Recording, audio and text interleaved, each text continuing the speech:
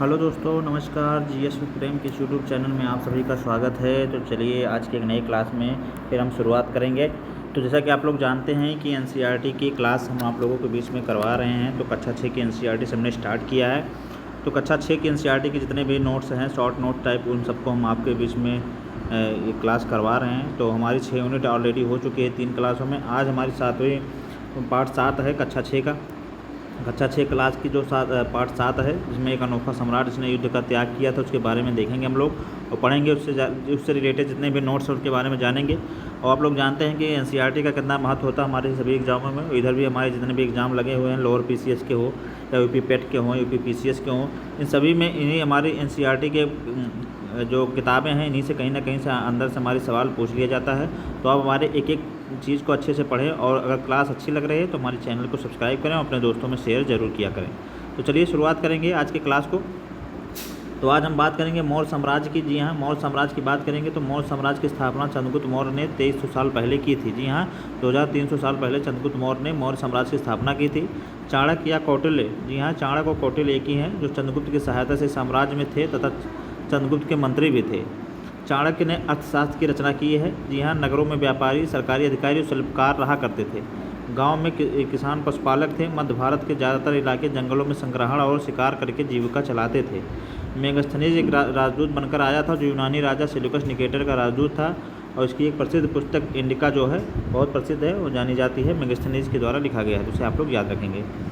साम्राज्य की राजधानी की बात करें तो यहाँ पर मौर्य साम्राज्य में 3 राजधानियाँ बनी। पहला पाटलिपुत्र, उज्जैन और तक्षशिला। तो ये 3 राजधानियाँ थी जिनको बनाई गई थी मौर्य साम्राज्य में। प्रशासन की बात करें तो प्रशासन साम्राज्य बड़ा होने के कारण अलग अलग हिस्सों में अलग अलग ढंग से शासन किया जाता था। पाटलिपुत्र की बात करेंगे तो इसके आसपास के इलाकों पर सम्राट का सीधा नियंत्रण था। इसका अर्थ हुआ कि गांव शहरों के किसान, पशुपालक, शिल्पकार, व्यापारियों से कर इकट्ठा करने के लिए राजा अधिकारियों की नियुक्ति करता था। तो इसे आप लोग याद रखेंगे।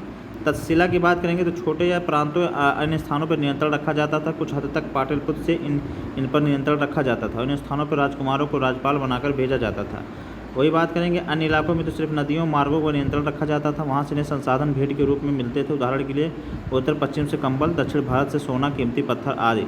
तो ये सब हमारे जो है तक्षशिला उज्जैन से संबंधित थे। अशोक सम्राट की बात करेंगे। अब हम अशोक की बात करेंगे तो अशोक सम्राट मौर्य वंश का सबसे प्रसिद्ध शासक थे। वह ऐसे शासक थे जिन्होंने अभिलेखों द्वारा जनता तक अपने संदेश पहुंचाने की कोशिश की। अशोक के ज़्यादातर अभिलेख प्राकृत भाषा में ब्राह्मी लिपि में लिखे गए हैं। अशोक का कलिंग युद्ध जो है, कलिंग तटवर्ती उड़ीसा का प्राचीन नाम है। अशोक ने कलिंग को जीतने के लिए एक युद्ध लड़ा, लेकिन युद्ध जनित हिंसा और खून खराबा देखकर उन्हें युद्ध से वितचड़ा हो गई। उन्हें निर्णय किया कि भविष्य के लिए युद्ध नहीं करेंगे। तो ये हमारे अशोक का कहानी थी, जिसे आपने हम लोगों के बीच में बताया। अगला देखेंगे, अशोक का धम्म क्या था। जी हाँ, तो अशोक के धम्म में किसी देवता की पूजा अथवा कर्मकांड की आवश्यकता नहीं थी। उन्हें लगता था कि जैसे पिता अपने बच्चों को अच्छे व्यवहार की शिक्षा देते हैं, वैसे ही उनका कर्तव्य था कि अपनी प्रजा को निर्देश दें। बुद्ध के उपदेशों से प्रेरित हुआ अशोक ने धम्म के विचारों को प्रसारित करने के लिए सीरिया, मिस्र, ग्रीस और श्रीलंका में भी अपने दूत भेजे थे। तो इसे आप लोग जरूर याद रखेंगे। तो ये हमारी आज की 7वीं यूनिट थी, जो कि समाप्त हुई। आप लोगों को कैसा लगा? अब हम चलेंगे आज के अपने अगले यूनिट पे, 8वीं यूनिट पे चलेंगे। तो आप लोग हमारी क्लास से बने रहिए और हम यहाँ पर 8वीं यूनिट देखेंगे।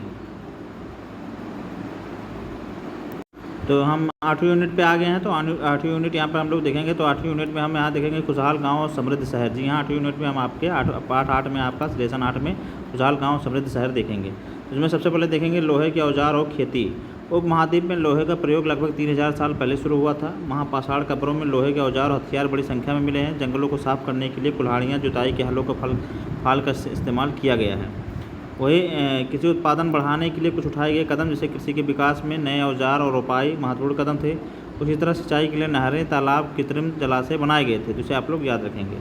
अगला देखेंगे, गांव में कौन रहते थे। गांव की बात करेंगे तो गांव में इस उपमहाद्वीप के दक्षिणी तथा उत्तरी हिस्सों में अधिकांश गाँव में कम से कम 3 तरह के लोग रहते थे। तो यहाँ हम देख लिए कि यहाँ पर गांव में कौन रहते थे। तो इस महाद्वीप के दक्षिणी तथा उत्तरी हिस्सों में अधिकांश गाँव में कम से कम 3 तरह के लोग रहते थे। तमिल क्षेत्र में बड़े भूस्वामियों के जो बेलला कहलाते थे। जी हाँ, यहाँ पे ये चीज़ आपको याद रखनी है, पॉइंट है कि तमिल क्षेत्र में जो बड़े भूस्वामी होते थे वो बेलला कहलाते थे। जी हाँ, बेलला। साधारण हलवाओं को उड़वार और भूमिहीन मजदूर और दास को कैडसियार अदमई कहलाते थे। तो ये तीनों ही आपके जो हैं पॉइंट हैं, आपको याद रखने हैं। साधारण हलवाओं को उड़वार और भूमिहीन मजदूर को दास और कैडसियार कहा जाता था। तो इसे आप लोग याद रखेंगे। देश के उत्तरी हिस्से की बात करें तो ग्राम भोजक, गांव का प्रधान व्यक्ति ग्राम भोजक कहलाता था। गांव का प्रधान होता था। अक्सर एक ही परिवार के लोग इस पद पर कई पीढ़ियों तक बने रहते थे। एक आनुवंशिक पद था। गांव का बड़ा भूस्वामी होता था। अपनी जमीन पर दास मजदूर से काम लेता था और गांव में कर वसूलता था। राजा को कर देता था। कभी कभी न्यायाधीश और पुलिस का भी काम करता था। स्वतंत्र कृषक ग्राम भोजक के अलावा अन्य स्वतंत्र कृषक भी होते थे जिन्हें गृहपति कहते थे। इनमें से ज़्यादातर छोटे किसान ही होते थे, जिसे आप लोग याद रखेंगे। दास या कर्मकार, इनके पास स्वयं की ज़मीन नहीं होती थी या दूसरों की ज़मीन पर कार्य करते थे। कच्छ लोहार, कुम्हार, बढ़ई, बुनकर, शिल्पकार और कुछ दास कर्मकार भी थे, जिसे आप लोग याद रखेंगे। संगम साहित्य की बात करेंगे तो संगम साहित्य तमिल के प्राचीन रचनाओं को संगम साहित्य कहते हैं। इनकी रचना 2300 साल पहले की गई थी। संगम साहित्य इसलिए कहा जाता है क्योंकि मदुरै के कवियों के सम्मेलन में इनका संकलन किया गया है। तो संगम साहित्य इसलिए किया गया है क्योंकि मदुरै के कवियों के सम्मेलन में इनका संकलन किया गया है। आहत सिक्के की बात करें तो सबसे पुराने जो है आहत सिक्के थे, जो करीब 500 साल चले। चांदी और तांबे के सिक्कों पर विभिन्न आकृतियों के आहत क्रय बनाए जाने के कारण इन्हें आहत सिक्के कहा गया है। नगर की बात करें तो नगर अनेक गतिविधियों के केंद्र अक्सर कई कारणों से महत्वपूर्ण हो जाते थे। उदाहरण के लिए मथुरा 2500 साल से ज़्यादा समय के एक महत्वपूर्ण नगर रहा है। 2000 साल पहले मथुरा कुषाणों की दूसरी राजधानी बनी थी। मथुरा बेहतरीन मूर्तियों बनाने का केंद्र था। मथुरा एक धार्मिक केंद्र भी रहा है। शिल्पकार तथा शिल्प या शिल्पकार की बात करें तो पुरास्थलों में शिल्पों के नमूने मिले हैं। इनमें मिट्टी के बहुत ही पतले सुंदर बर्तन मिले हैं जिन्हें उत्तरी चमकीले पात्र कहा जाता है क्योंकि ये ज़्यादातर महाद्वीपों के ऊपरी भाग में मिले हैं। अनेक शिल्पकार व्यापारी अपने अपने संघ बनाने लगे थे जिन्हें श्रेणी कहते थे। काम प्रशिक्षण देना, कच्चा माल उपलब्ध कराना, मेल का वितरण करना था। सूक्ष्म निरीक्षण की बात करें तो अरिकामेडु पुदुचेरी 2200 से 1900 साल तक पहले एक पत्तन था। यहाँ दूर दूर से आए जहाज़ों के सामान उतारे जाते थे। इस स्थान में भूमध्य सागरीय एफोरा जैसे पात्र मिले हैं। इनमें तेल या शराब जैसे तेल तरल रखे जा सकते थे। तो ये आज की हमारी दूसरी यूनिट भी समाप्त हुई। तो आप लोगों की क्लास कैसी लग रही है आप लोग हमारे कमेंट बॉक्स में ज़रूर बताइए।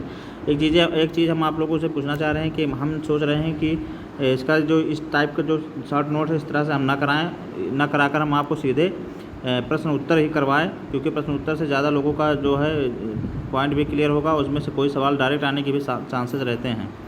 तो जल्दी हम आप लोग कमेंट में ज़रूर बताइएगा कि यहाँ पर हम लोग आप लोगों के लिए जो क्लास है वो किस फॉर्मेट में लेके आएँ। अगर प्रश्न उत्तर में लेकर आएँ तो आप लोगों को अच्छा लगा। एक क्लास हम प्रश्न उत्तर के करवाएंगे, फिर आपका जैसा रिस्पांस होगा उस हिसाब से हम आगे भी अगर आपको यही अच्छा लगेगा तो ये कंटिन्यू रखेंगे, वरना प्रश्न उत्तर वाला जो है वो हम कंटिन्यू रखेंगे। तो कल हम हो सकता है कि आपके लिए प्रश्न उत्तर वाली क्लास स्टार्ट करेंगे और वो कक्षा 9 की NCERT से हम स्टार्ट करेंगे, क्योंकि कक्षा 9 से 12 तक की NCERT ज़्यादा इंपॉर्टेंट होती है। वहाँ से भी हमारे सवाल बहुत ज़्यादा रूप में बनते हैं। तो कल हम हो सकता है आपके लिए प्रश्न उत्तर वाला जो है सेगमेंट आप लोगों के लिए लाएंगे। तो आप लोग उसे देखिएगा और बताइएगा, फिर उस हिसाब से हम आगे इसे कंटिन्यू रखेंगे। तो चलिए आज की क्लास को हम यहीं समाप्त करेंगे। आज की क्लास आप लोगों को कैसी लगी आप लोग हमारे कमेंट बॉक्स में ज़रूर बताइएगा। फिर मिलेंगे एक नई क्लास में एक नई कंटेंट के साथ। तब तक पढ़ते रहिए, सोचते रहिए। नमस्कार, जय हिंद।